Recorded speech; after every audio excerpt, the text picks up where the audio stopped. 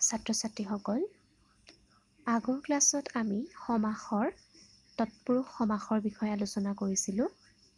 আজি আমি পুনৰ সমাসৰ একেবাৰে শেষৰটো ভাগ অব্যয়ীভাৱ সমাসৰ বিষয়ে আলোচনা কৰিম।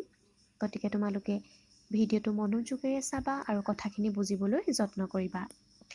এতিয়া প্ৰথম কথা, অব্যয়ীভাৱ সমাস মানে কি আমি এই বিষয়ে প্ৰথমে জানি ল'ব লাগিব। এতিয়া কথাখিনি মন কৰিবা, সংজ্ঞাটোলৈ মন কৰিবা।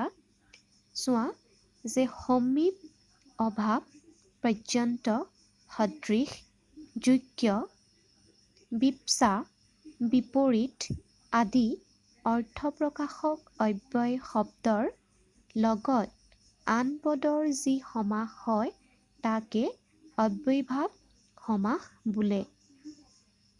আকৌ এবাৰ সংজ্ঞাটোলৈ মন কৰিবা যে সমীপ, অভাৱ, পৰ্যন্ত, সদৃশ, যোগ্য, বিপসা, বিপৰীত আদি অৰ্থপ্ৰকাশক অব্যয় শব্দৰ লগত আন পদৰ যি সমাস হয় তাকে অব্যয়ীভাৱ সমাস বোলে।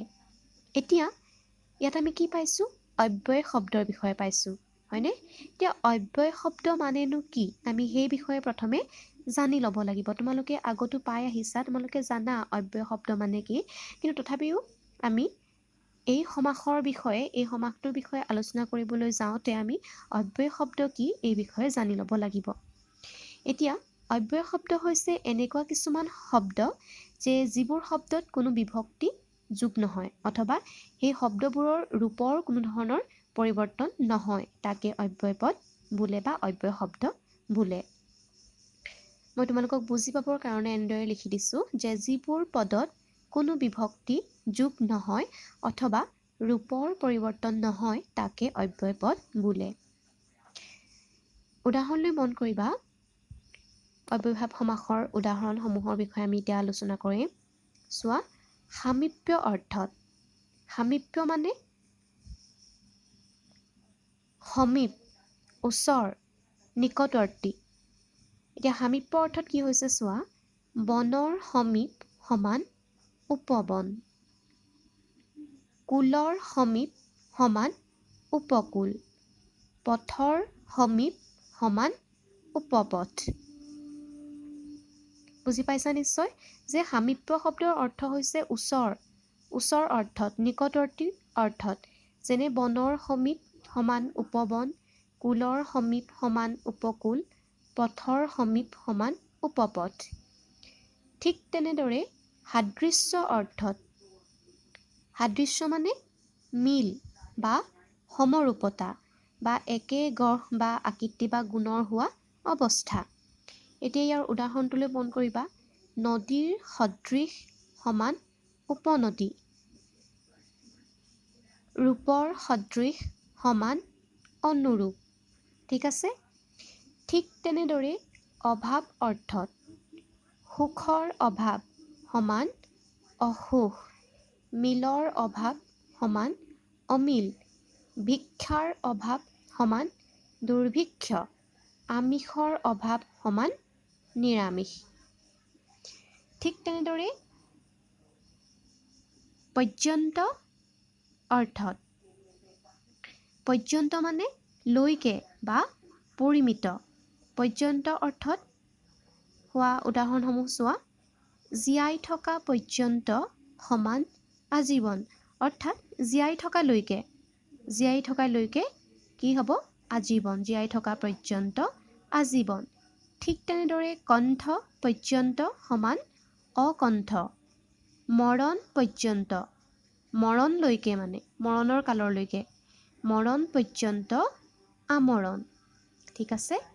ঠিক তেনেদৰে যোগ্যতা অৰ্থত। চোৱা, ৰূপৰ যোগ্য সমান প্ৰতিৰূপ, শব্দৰ যোগ্য প্ৰতিশব্দ। যোগ্যতা মানে সামৰ্থ্য, ক্ষমতা, কোনো কাম বা কাৰ্য কৰিব পৰা শক্তি বা গুণ। ঠিক আছে? ৰূপৰ যোগ্য প্ৰতিৰূপ, শব্দৰ যোগ্য প্ৰতিশব্দ। ঠিক তেনেদৰে চোৱা, পশ্চাৎ অৰ্থত, পশ্চাৎ মানে পিছ, পাছফাল, কোনো বস্তু বা জীৱৰ পিছৰ ভাগটোৰ কথা কৈছে, পিছৰ ভাগ, পাছফাল পশ্চাৎ শব্দৰ অৰ্থ হ'ব। এতিয়া পশ্চাৎ অৰ্থত চোৱা, গমনৰ পশ্চাৎ সমান অনুগমন, শৰণৰ পশ্চাৎ সমান অনুসৰণ, পদৰ পশ্চাৎ সমান অনুপদ। ঠিক আছে? ঠিক তেনেদৰে বিপৰীত অৰ্থত দানৰ বিপৰীত সমান প্ৰতিদান, ফলৰ বিপৰীত প্ৰতিফল, কুলৰ বিপৰীত প্ৰতিকূল। ঠিক আছে? ঠিক তেনেদৰে বিপসা অৰ্থত, অৰ্থাৎ পুনঃ পুনঃ হোৱা অৰ্থত, বাৰে বাৰে হৈ থকা বুজাইছে। দিনে দিনে, প্ৰতিদিনে, ক্ৰমে ক্ৰমে, অনুক্ৰমে, ক্ষণে ক্ষণে সমান কি হৈছে? প্ৰতিক্ষণে। ঠিক আছে? আৰু এটা উদাহৰণলৈ মন কৰিবা। চোৱা, অনতিক্ৰম অৰ্থত শক্তিক অতিক্ৰম নকৰি সমান যথাশক্তি, বিধিক অতিক্ৰম নকৰি সমান যথাবিধি, নীতিক অতিক্ৰম নকৰি সমান যথা নীতি।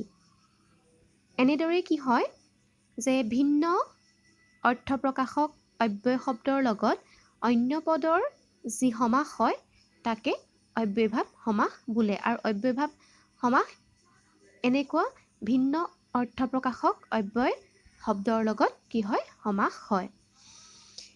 এতিয়া আমি একেবাৰে শেষত আমি এতিয়া সমাসৰ যিকেইটা ভাগৰ বিষয়ে পালোঁ, হয়নে? সমাসৰ মুঠতে 6টা ভাগ, হয়নে? আমি 6টা ভাগৰ বিষয়ে ইতিমধ্যে আলোচনা কৰি আহিছোঁ।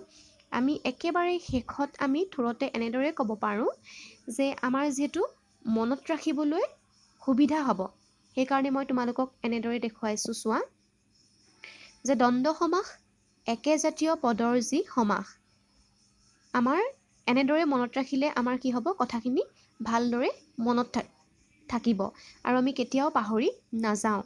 চোৱা, একেজাতীয় পদৰ যি সমাস সি কি হয়? দ্বন্দ্ব সমাস।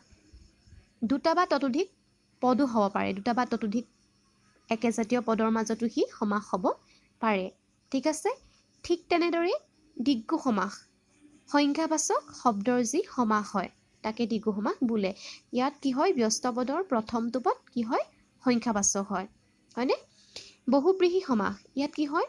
বুৎপত্তিগত অৰ্থৰ সলনি আন অৰ্থ প্ৰকাশ কৰে। অৰ্থাৎ কি হয় যে ব্যস্ত পদকেইটাই যিকেইটা অৰ্থ প্ৰকাশ কৰে, কিন্তু সমস্ত পদটোৱে সেই ব্যস্ত পদকেইটাৰ আবিধানগত অৰ্থ প্ৰকাশ নকৰি অন্য এটা অৰ্থ প্ৰকাশ কৰে, তাকে কি হয়?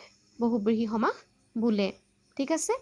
ঠিক তেনেদৰে কৰ্মধাৰয় সমাস, ইয়াত কি হয়? বিশেষণ আৰু বিশেষ্য পদৰ সমাস হয় আৰু কেতিয়াবা ইয়াত কি হয়? তুলনাও জড়িত হৈ থাকে। ঠিক তেনেদৰে তৎপুৰুষ সমাস, তৎপুৰুষ সমাসত কি হয়? বিভক্তি যোগ হৈ হোৱা সমাস।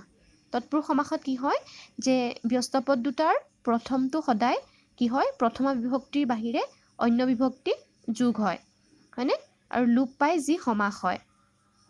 তোমালোকক মনত ৰাখিবৰ কাৰণে মই এনেদৰে দেখুৱাইছোঁ যে তৎপুৰুষ সমাসত কি হয়? বিভক্তি যোগ হৈ সমাস হয়। অব্যয়ভাৱ সমাস, ভিন্ন অৰ্থ প্ৰকাশক অব্যয় শব্দৰ লগত অন্য পদৰ যি সমাস। ঠিক আছে? আমি এনেদৰে যদি মনত ৰাখোঁ তেনেহ'লে আমাৰ কি হ'ব? সদায় মনত থাকিব কথাখিনি আৰু আমি কেতিয়াও পাহৰি নাযাওঁ।